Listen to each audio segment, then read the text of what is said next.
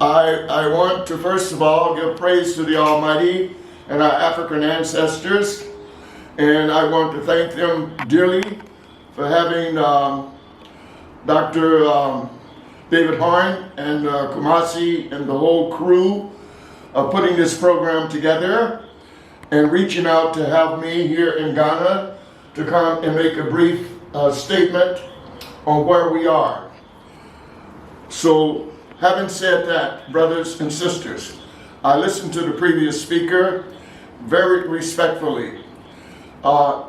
Here in Ghana, if I can just say, I am the CEO and founder of Ministry of the Future. We're an NGO.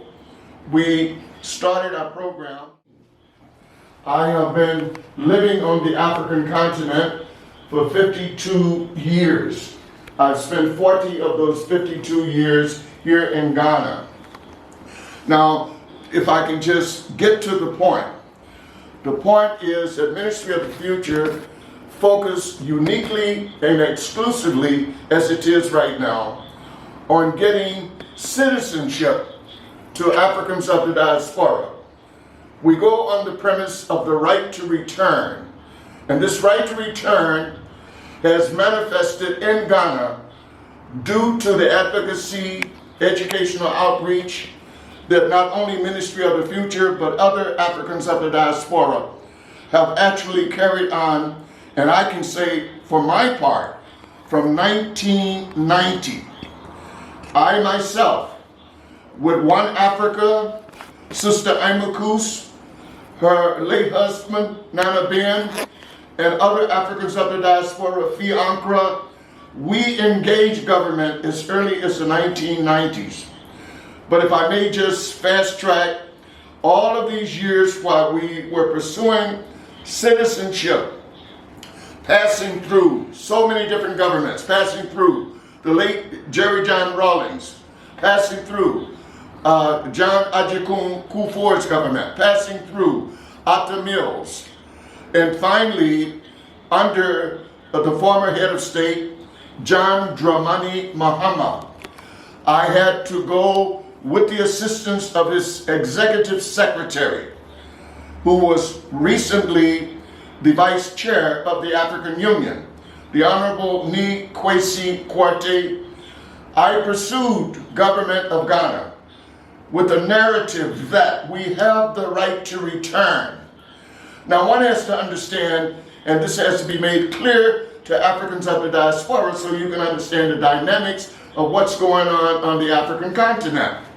When we talk about the right to return, we have to understand that the continent is already bedeviled with poverty beyond your imagination. It shouldn't be that way, but it is there. Unemployment, many myriads of problems. And here we come, and the people on this side have not had the means of an educational program sponsored by government. No. I myself, I established a program for 17 consecutive years at the W.E.B. Du Bois Center for Pan-African Culture to educate Ghanaians and other Africans throughout the continent that were coming to Ghana on what needs to be done. Because if you're waiting for them to come to you with a proposal or come to you with an infrastructure to receive you, you're dreaming. It ain't going to happen. It ain't going to happen. We have to establish that particular platform ourselves, and we have a right to do it.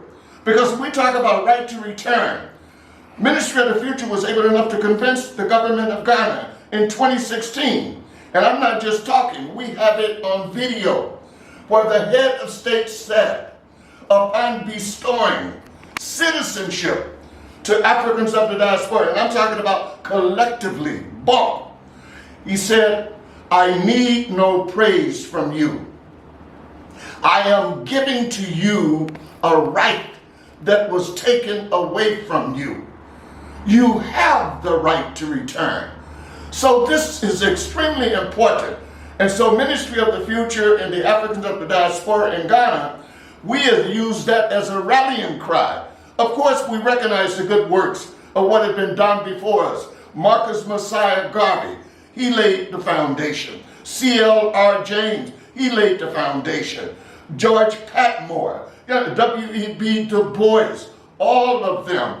Dr. Martin Luther King made the contribution. And of course, we talked Malcolm, Shabazz, Malcolm X made the contribution. We include all of that in our narrative. And of course, His Excellency, the late Osajefo, Dr. Kwame Nkrumah, he made Ghana the Mecca for Africans of the diaspora.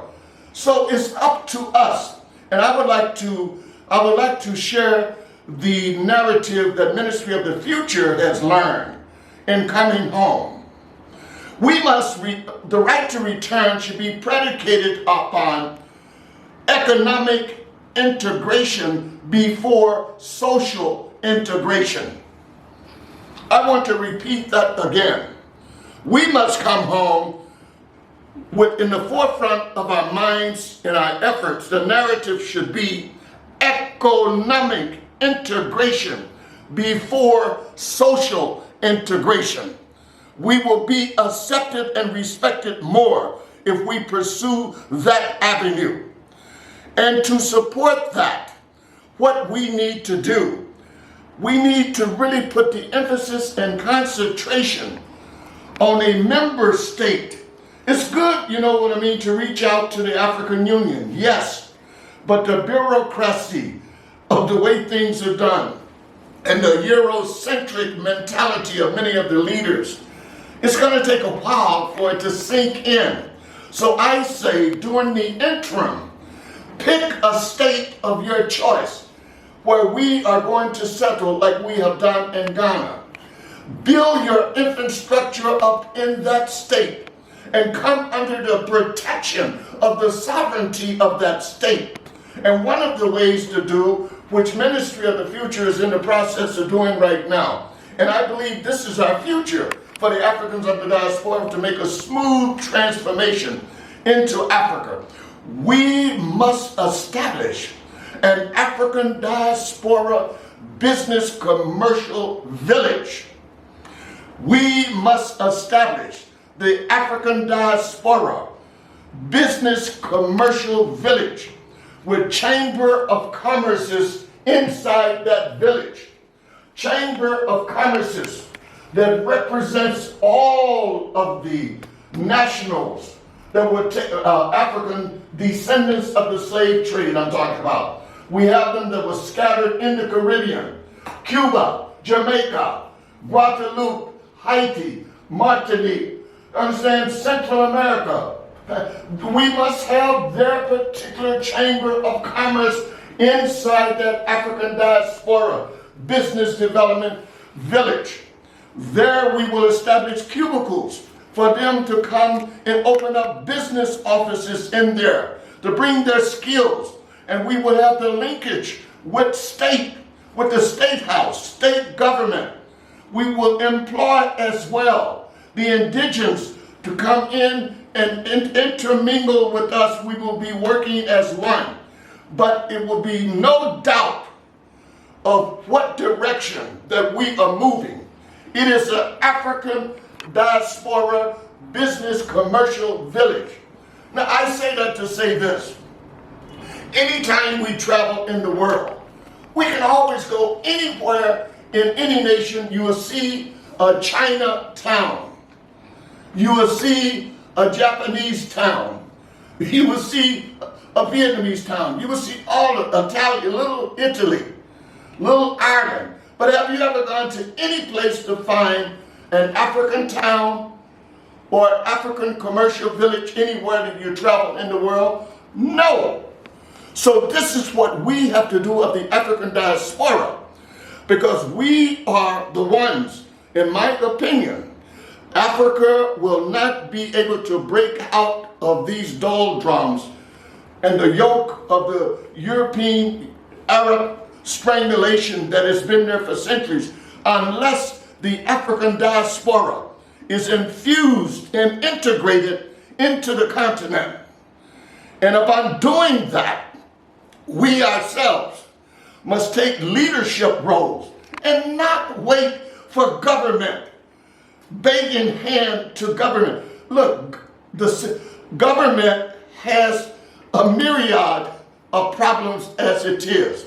We are supposed to be coming from the West with answers, solutions to these problems. We're not supposed to be bringing any problems here. The right to return must be predicated upon bringing solutions to Africa's problem. We are the future of the liberation of this continent, but we must prove that. And that's why I said a moment ago, we need to concentrate on a member state rather than trying to spread out and spread our wings throughout the continent. It's good to be in Tanzania. If you're in Tanzania, galvanize that African diaspora community like we did in Ghana. We did a cash flow analysis. My organization did in 2016 before we went to the president. And we showed the president and the government of Ghana, just with the diaspora community alone in Ghana during that time. And I think we were using the figure somewhere close to about 10 to 15,000, which today there are 3 times that many. But in 2016, we did a cash flow, 12-month cash flow analysis, and showed that we were bringing over $1.5 billion, that we were contributing to the economy of Ghana. And that did not have anything to do with tourism. And we said that is another dimension of generating added value to the economy. That we are like emissaries for the Ministry of Tourism. We can make Ghana the #1 destination for Africans of the diaspora coming to Africa. And that is why Ghana opened up its doors. They could see that we are bringing added value to their economy. So those in Tanzania, other countries, they have to be able to see and they have to be able to identify that we are not coming to be a liability. And let me tell you this, if you don't know it, and I don't mean to be insensitive, but I'm only speaking from experience. When you tell African governments, this is my home, I am from here, I have the right at the airport, the immigration people, they look at you very strange and say, what are you talking about? You have a right to be here, which we do have that right. But we of the African diaspora have to understand, we cannot impose that on them because of the Eurocentric educational system that they have had. And the immigration laws, the codification of those laws come from Britain, come from France, come from Germany, come from Spain, Portugal. And those laws that they put there were not lenient and flexible immigration laws to allow us to come in. And then the other competitive factor, all of these former masters of slavery of Africa, they also now are trying to come in the back door. So you can see the competition. We of the African diaspora, we are competing also with these Europeans who are trying to come back now. And they see us as a threat because we know how they think. We know the inner makings of their minds, where most Africans don't. And so they see us as a threat, and they will do all they can to tarnish and blemish our image. But that's all right.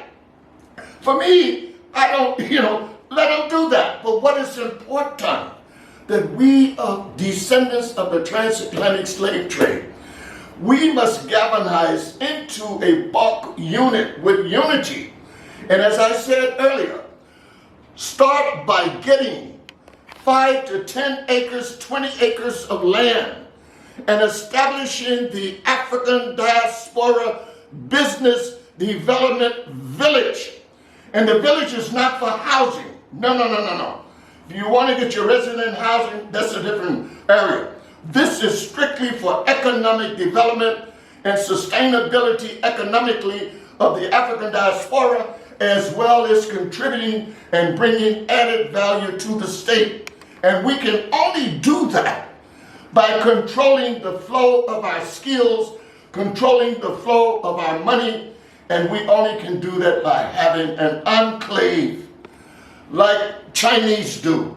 They have their own enclave, like other foreign nationals. They have their own enclave where they can strategize, plan to do things. And that's why I say again, and I repeat myself, for us to reintegrate, repatriate, repatriation should be predicated upon economic integration before social integration.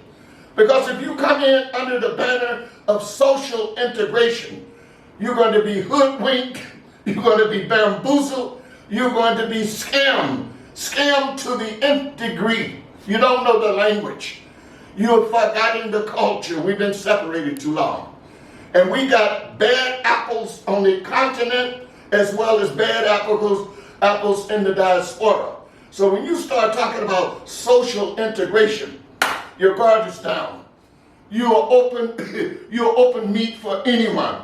But when you talk about economic integration, you're talking about scrutinizing every little penny or pence, the area, the people. You're dealing on a business international level.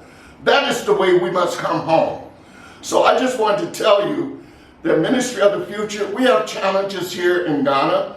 So it's not really a cakewalk, but we know that we shall overcome. We know that at the end of the day, that good will overpower evil.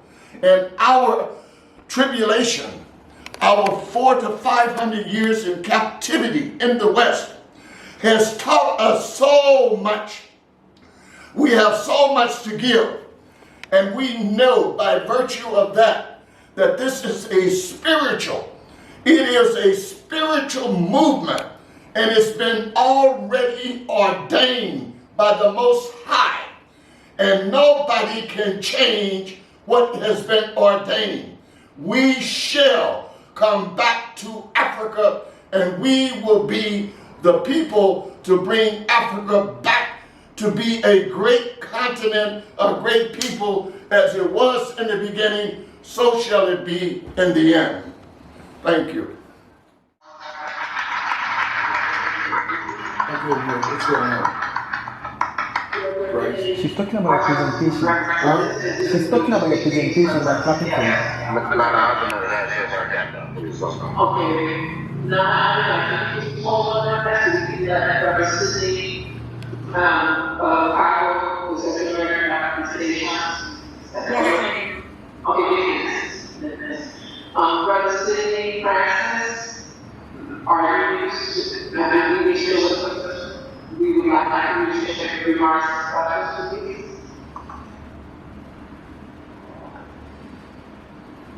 That's something right here.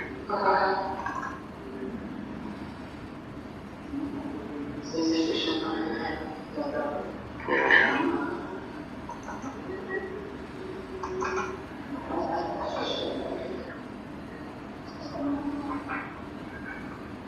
Agreed to, I would call it stack cooperation, that everyone has the right to leave any country, including his own, and every right to return to his country. Our situation is a little unique because we were forced to change our name. We were forced to stop speaking our language.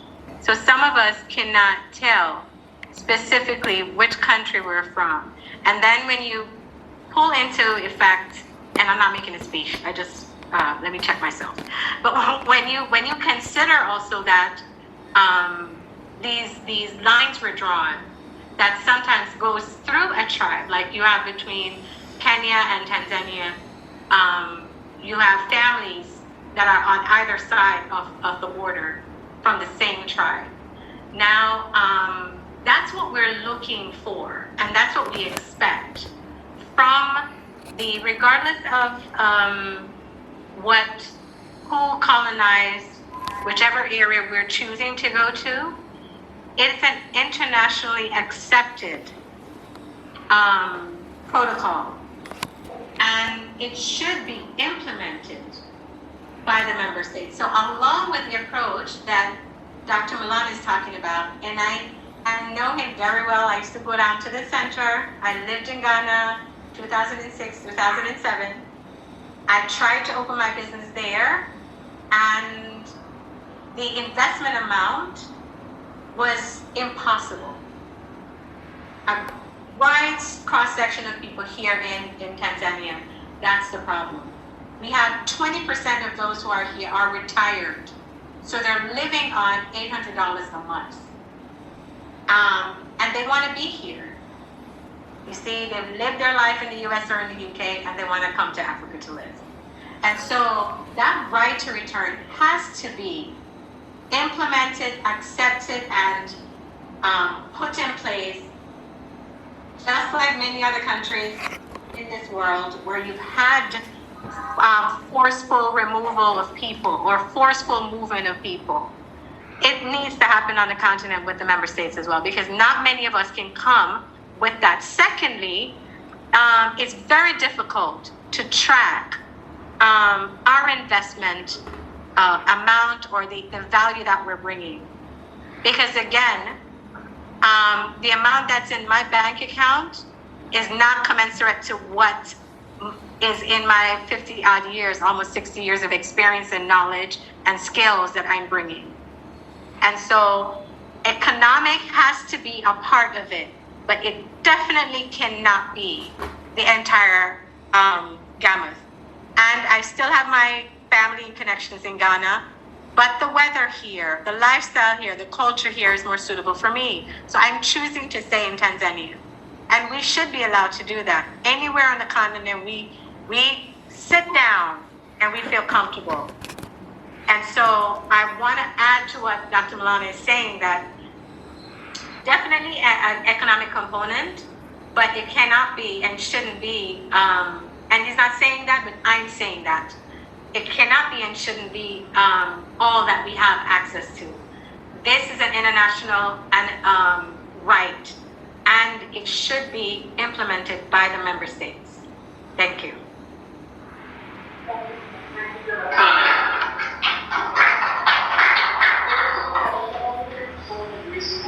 Yes,